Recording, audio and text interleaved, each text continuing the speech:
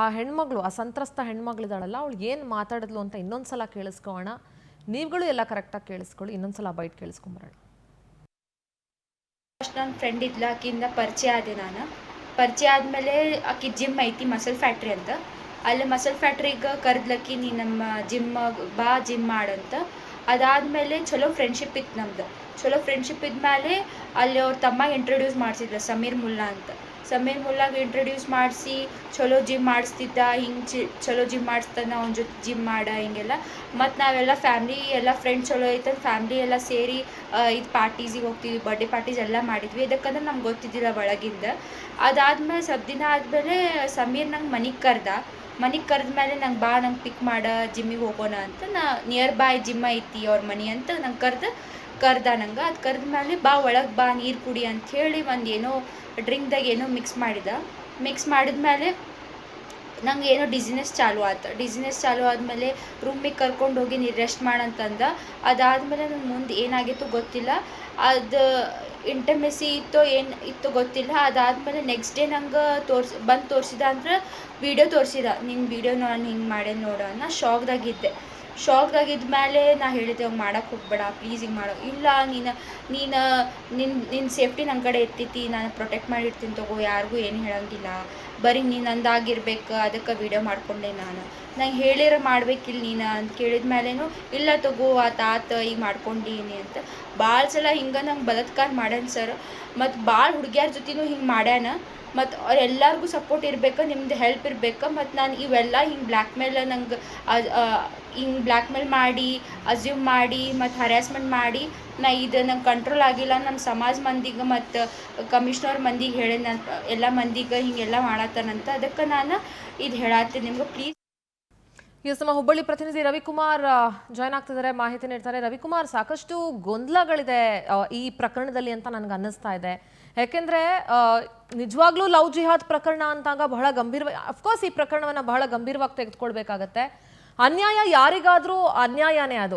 ಎಷ್ಟೋ ಜನ ಹೆಣ್ಮಕ್ಳು ಇವತ್ತು ಲವ್ ಜಿಹಾದ್ಗೆ ಬಲಿಯಾಗಿರುವಂಥ ಸಾಕಷ್ಟು ಪ್ರಕರಣಗಳನ್ನು ನಾವು ನೋಡಿದ್ದೀವಿ.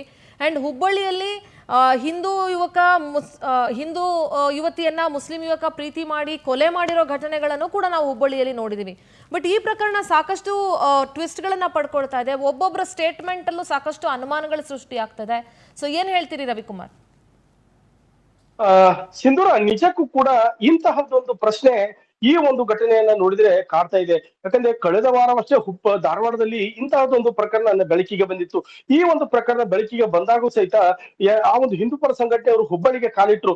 ಈ ಒಂದು ವಿಚಾರ ಕುರಿತಂತೆ ಕೆಲವೊಂದಿಷ್ಟು ಸಂಘಟನೆ ಮುಖಂಡರು, ಹಿಂದೂಪರ ಸಂಘಟನೆಯವರು, ಪೋಷಕರು ಆ ಒಂದು ಜಿಮ್ಗಳಲ್ಲಿರುವಂತಹ ಕೆಲವೊಂದಿಷ್ಟು ಲೋಪದೋಷಗಳನ್ನ, ಕೆಲವೊಂದಿಷ್ಟು ಅವಾಂತರಗಳನ್ನ ಆ ಒಂದು ಸಾಮಾಜಿಕ ಜಾಲತಾಣಗಳ ವಿಡಿಯೋ ಮಾಡಿ ಸಾಮಾಜಿಕ ಜಾಲತಾಣಗಳಲ್ಲಿ ಹಂಚಿಕೊಂಡಿದ್ದರು. ಇವೆಲ್ಲವುಗಳ ಬೆನ್ನಲ್ಲೇ ಕೂಡ ಈ ಒಂದು ಪ್ರಕರಣ ಬೆಳಿಗ್ಗೆ ಬಂದಿದ್ದು. ಈ ಒಂದು ಘಟನೆ ನಿಜಕ್ಕೂ ಕೂಡ ಸಾಕಷ್ಟು ಅನುಮಾನಗಳಿಗೆ, ಸಾಕಷ್ಟು ಹಲವು ವಿಚಾರಗಳಿಗೆ, ಹಲವು ಚರ್ಚೆಗಳಿಗೆ ವೇದಿಕೆಯನ್ನು ಉಂಟು ಮಾಡಿದೆ. ಯುವತಿ ಒಂದು ಹೇಳಿಕೆಯನ್ನು ನೀಡ್ತಾರೆ, ಯುವಕ ಸಮೀರ್ ಒಂದು ಹೇಳಿಕೆ ನೀಡ್ತಾರೆ, ಸಮೀರರ ಸಹೋದರಿ ಒಂದು ಹೇಳಿಕೆ ನೀಡ್ತಾರೆ. ಕೆಲವೊಂದಿಷ್ಟು ಫೋಟೋಗಳು ವೈರಲ್ ಆಗಿವೆ, ಕೆಲವೊಂದಿಷ್ಟು ವಿಡಿಯೋಗಳು ವೈರಲ್ ಆಗಿವೆ. ಇವುಗಳನ್ನೆಲ್ಲವೂ ನೋಡ್ತಾ ಇದ್ರೆ ನಿಜಕ್ಕೂ ಈ ಒಂದು ಘಟನೆಯಲ್ಲಿ ಏನಾಗಿದೆ, ಅಂದ್ರೆ ಯುವತಿಯ ಒಂದು ಖುಷಿಯ ಒಂದು ಪಾಲಕರು, ಪೋಷಕರು ಸಹಿತ ಒಂದು ಹೇಳ್ತಾರೆ, ಆ ಖುಷಿ ಸಹಿತ ಒಂದು ಹೇಳ್ತಾಳೆ. ಹೀಗಾಗಿ ಈ ಒಂದು ಪ್ರಕರಣ ವಿಚಾರ ಕುರಿತಂತೆ ಕೂಡ ಕೆಲವೊಂದಿಷ್ಟು ಹಿಂದೂಪರ ಸಂಘಟನೆಯವರು ಈಗಾಗಲೇ ಹಳೆ ಹುಬ್ಬಳ್ಳಿ ಪೊಲೀಸ್ ಠಾಣೆಗೆ ಮುತ್ತಿಗೆ ಹಾಕಿ ಪ್ರತಿಭಟನೆಯನ್ನ ಮಾಡಿ ದೂರನ್ನು ನೀಡಿದ್ದಾರೆ. ಯಾವುದೇ ಕಾರಣಕ್ಕೂ ಈ ಒಂದು ಸಮೀರ್ನನ್ನ ಬಿಡಬೇಡಿ, ಅವನ ಮೇಲೆ ಸೂಕ್ತವಂತ ಕ್ರಮವನ್ನು ಕೈಗೊಳ್ಳಿ, ಅವನ ಮೊಬೈಲ್ ಅನ್ನ ಪರಿಶೀಲನೆ ಮಾಡಬೇಕೆಂದು ಒತ್ತಾಯವನ್ನು ಬೇಡಿಕೆಯನ್ನು ಇಟ್ಟಿದ್ದರು. ಆ ಬೇಡಿಕೆ ಬೆನ್ನಲ್ಲೇ ಕೂಡ ಈಗಾಗಲೇ ಹಳೆ ಹುಬ್ಬಳ್ಳಿ ಪೊಲೀಸರು ಸಹಿತ ಸಮೀರ್ನ ಮೊಬೈಲ್ ವಶಕ್ಕೆ ತೆಗೆದುಕೊಂಡು ಮೊಬೈಲ್ ನಲ್ಲಿ ಕೆಲವೊಂದಿಷ್ಟು ಫೋಟೋಗಳು ಇರುವಂತಹ ಒಂದ್ ನಿಮಿಷ, ಇಫ್ ಇಟ್ ಆಲ್ ಈ ತರ ಆತನಿಂದ ಅವನು ಅಷ್ಟೊಂದ್ಸಲ ದೌರ್ಜನ್ಯ ಮಾಡಿ, ಅವನು ಅಷ್ಟೊಂದ್ಸಲ ಬಲಾತ್ಕಾರ ಮಾಡಿದಾಗ್ಲೂ ಯಾಕೆ ಇವರು ಪೊಲೀಸ್ ಠಾಣೆಗೆ ಹೋಗಿ ದೂರು ಕೊಡ್ಲಿಲ್ಲ? ಇಷ್ಟೆಲ್ಲ ಆಗೋವರೆಗೂ ಯಾಕೆ ವೆಯ್ಟ್ ಮಾಡ್ತಾ ಇದ್ರು? ಈ ಹಿಂದೆನೇ ಅವ್ನು ಹಿಂಸೆ ಕೊಟ್ಟಿರೋದಾದ್ರೆ ಇವ್ರು ಮೊದಲೇ ಯಾಕೆ ಕಂಪ್ಲೇಂಟ್ ಫೈಲ್ ಮಾಡಲಿಲ್ಲ? ಈಗ ಏಕಾಏಕೀಗ ಆ ಹುಡುಗಿನೇ ಹೇಳ್ತಾಳೆ ವಿಡಿಯೋದಲ್ಲಿ, ನಾವಿಬ್ರು ಬಹಳ ಒಳ್ಳೆ ಸ್ನೇಹಿತರಾಗಿದ್ವಿ, ಆದರೆ ಅವನ ಒಳಗಿನ ಮರ್ಮ ನನಗೆ ಗೊತ್ತಿರಲಿಲ್ಲ ಅಂತ ಹೇಳಿ. ಬಟ್ ಅವ್ರ ತಾಯಿ ಹೇಳ್ತಾರೆ ನಮ್ಗವ್ರ ಪರಿಚಯನೇ ಇಲ್ಲ, ಮತ್ತು ಅವ್ರಿಗೂ ನಮಗೂ ಸಂಬಂಧನೇ ಇಲ್ಲ ಅಂತ ಹೇಳ್ತಾರೆ. ಒಟ್ಟೊಟ್ಟಿಗೆ ಇರೋ ಫೋಟೋಗಳು ವೈರಲ್ ಆಗಿದೆ. ಸೊ ಏನು ಹೇಳ್ತೀರಿ ಇದಕ್ಕೆ? ಸಿಂಧೂರ, ನಿಜಕ್ಕೂ ಕೂಡ ಈ ಒಂದು ಪರಿಚಯ ಇಲ್ಲ, ಗುರುತು ಇಲ್ಲ ಎಂಬ ಒಂದು ವಿಚಾರ ಬೆನ್ನಲ್ಲೇ ಕೂಡ ಕೆಲವೊಂದಿಷ್ಟು ಫೋಟೋಗಳಲ್ಲಿ ಕೂಡ ಪೋಷಕರು ಮತ್ತು ಸಮೀರ್ನ ಜೊತೆಗೆ ನಿಂತುಕೊಂಡಿರುವಂತಹ ಕೆಲವೊಂದಿಷ್ಟು ವಿಡಿಯೋಗಳು, ಫೋಟೋಗಳು ಸಹಿತ ವೈರಲ್ ಆಗಿವೆ.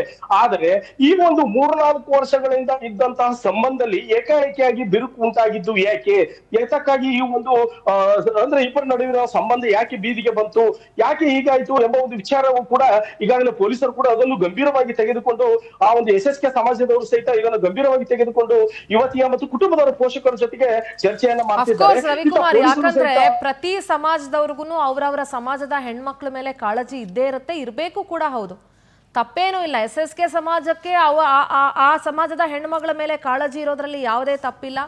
ಆದ್ರೆ ಇಲ್ಲಿ ನಿಜವಾಗ್ಲೂ ಅನ್ಯಾಯ ಮಾಡಿದವ್ರ ವಿರುದ್ಧ ಕ್ರಮ ಆಗ್ಬೇಕಾಗಿದೆ ಇಲ್ಲಿ. ಯಾಕೆಂದ್ರೆ ಯಾರು ಕೂಡ ತಪ್ಪಿಸ್ಕೊಳ್ಬಾರ್ದು. ಮತ್ತೆ ಇದು ಏನಂದ್ರೆ ಇದು ಇಡೀ ಒಂದು ನಗರವನ್ನೇ ಒಂದ್ ರೀತಿ ಆತಂಕಕ್ಕೀಡು ಮಾಡುವಂತಹ ಪ್ರಕರಣಗಳಿವೆಲ್ಲವೂ ಕೂಡ. ಈಗ ಇಡೀ ಹುಬ್ಬಳ್ಳಿ ನಗರ ಬೂದಿ ಮುಚ್ಚಿದ ಕೆಂಡ ತರ ಆಗಿದೆ. ಮತ್ತಿನ್ನೇನಾಗ್ಬಿಡುತ್ತಾ ಹುಬ್ಬಳ್ಳಿಲಿ ಅನ್ನೋ ಆತಂಕ ಅಲ್ಲಿನ ನಾಗರಿಕರಿಗೂ ಕೂಡ ಇದೆ. ಖಂಡಿತವಾಗಲು, ಯಾಕಂದ್ರೆ ಇಂತಹದೊಂದು ಘಟನೆ ನೀವು ಹೇಳಿದ ಹಾಗೆ ಇಂತಹದೊಂದು ಘಟನೆ ಯಾವ ಸಮಾಜ, ಯಾವ ಪೋಷಕರು ಸಹಿತ ಒಪ್ಪುವಂತ ವಿಚಾರವಲ್ಲ. ಆದರೆ ಈ ಒಂದು ಫ್ಯಾಮಿಲಿಯ ಬೆನ್ನಿಗೆ ಈಗಾಗಲೇ ಆ ಒಂದು ಹುಬ್ಬಳ್ಳಿಯಲ್ಲಿ ಇರುವಂತಹ ಒಂದು SSK ಸಮಾಜದವರು ಮತ್ತು ಎಲ್ಲಾ ಮುಖಂಡರು ಸಹಿತ ಬೆನ್ನಾಗಿ ನಿಂತುಕೊಂಡು ಆ ಒಂದು ಕುಟುಂಬದವರಿಗೆ ನ್ಯಾಯ ದೊರಕಿಸಿಕೊಡುವಂತ ಒಂದು ಪಣವನ್ನು ತೊಟ್ಟಿದ್ದಾರೆ. ಆದ್ರೆ ಪೊಲೀಸರು ಸಹಿತ ಈ ಒಂದು ಪ್ರಕರಣವನ್ನು ಯಾವುದೇ ರೀತಿಯಾದಂತಹ ಮುಲಾಜಿಲ್ಲದೆ ಕ್ರಮ ಕೈಗೊಳ್ಳುವುದಾಗಿ ಮತ್ತು ಆರೋಪಿ ಏನಾದ್ರೂ ತಪ್ಪು ಮಾಡಿದ್ರೆ ಅವನ ಮೇಲೆ ಕ್ರಮ ಕೈಗೊಳ್ಳುವುದಾಗಿ ಹೇಳಿದ್ದಾರೆ. ಆದರೆ ಇವೆಲ್ಲವುಗಳ ನಡುವೆ ಕುಟುಂಬದವರು ಮತ್ತು ಸಮಾಜದವರು ಒಂದು ಗಂಭೀರವಾದಂತಹ ಸಮೀರ್ನ ವಿರುದ್ಧ ಆರೋಪ ಮಾಡಿದ್ದೇನೆಂದರೆ ಹಿಂದೂ ಹುಡುಗಿಯರನ್ನ ಟಾರ್ಗೆಟ್ ಮಾಡಿದ, ಹಿಂದೂ ಹುಡುಗಿಯರನ್ನ ಒಂದು ಬ್ಲಾಕ್ ಮೇಲ್ ಮಾಡ್ತಿದ್ದ, ಇಂತಹ ಒಂದು ವಿಡಿಯೋ ಮತ್ತು ಫೋಟೋಗಳನ್ನು ಇಟ್ಟುಕೊಂಡು ಎಂಬ ಒಂದು ಆರೋಪವನ್ನು ಮಾಡಿದ್ದಾರೆ. ಈ ಒಂದು ವಿಚಾರವನ್ನು ಹಳೆ ಹುಬ್ಬಳ್ಳಿ ಪೊಲೀಸರು ಮತ್ತು ಪೊಲೀಸ್ ಆಯುಕ್ತರ ಒಂದು ಖಡಕ್ ಸೂಚನೆ ಮೇಲೆಗೆ 4 ಅಧಿಕಾರಿಗಳು ಈ ಒಂದು ವಿಚಾರ ಕುರಿತಂತೆ ಕೂಡ ತನಿಖೆಯನ್ನು ಕೈಗೊಂಡಿದ್ದು, ನಿಜಕ್ಕೂ ಕೂಡ ಈ ಒಂದು ವಿಚಾರದಲ್ಲಿ ಯಾವತ್ತೇ ಒಂದು ಸತ್ಯಾಸತ್ಯತೆಗಳು ಮತ್ತು ಫೋಟೋ ವಿಡಿಯೋಗಳು ವೈರಲ್ ಆಗ್ತವೆ ಮತ್ತು ಯಾವ ಅಂಶಗಳು ಹೊರಗೆ ಬೆಳಕಿಗೆ ಬರ್ತವೆ ಎಂಬುದನ್ನು ಕಾದು ನೋಡ್ಬೇಕಾಗಿದೆ ಸಿಂಧೂರ.